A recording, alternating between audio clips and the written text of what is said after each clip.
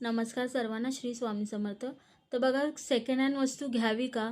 तर बघा, खूप जणांना प्रश्न असतो की सेकंड हँड वस्तू, आता कोणाची परिस्थिती असते नसते, तर ज्यांची परिस्थिती नाही, कोणी असं सेकंड हँड वस्तू घेतात. तर बघा, कोणी बेड किंवा सोफा वगैरे काढत असेल तर सेकंड हँड वस्तू कधीही घेऊ नये. का घेऊ नये? कारण की जी पहिली ज्याच्याकडे आहे त्या त्या बेडवरती त्यांची एनर्जी आहे. त्यांची एनर्जी, ते आजारी पडलेत, काही त्यांना मेंटल प्रॉब्लेम आहे, काहीही प्रॉब्लेम असेल, त्याची ऊर्जा त्याच्यामध्ये आहे. त्यांनी त्याच्यावरती काय खूप जण असं सुसाईड करायचा प्रयत्न करतात किंवा काहीही गोष्टी असतात, जे एन्झायटी वगैरे असतात, ते त्यांच्या बेडमध्येच असतात.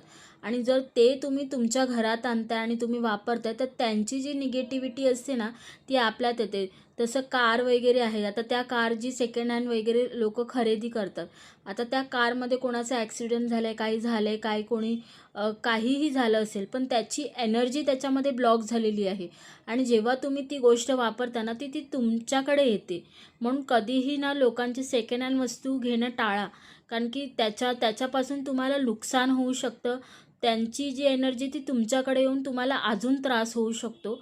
म्हणून कधीही सेकंड हँड वस्तू घेऊ नये. श्री स्वामी समर्थ.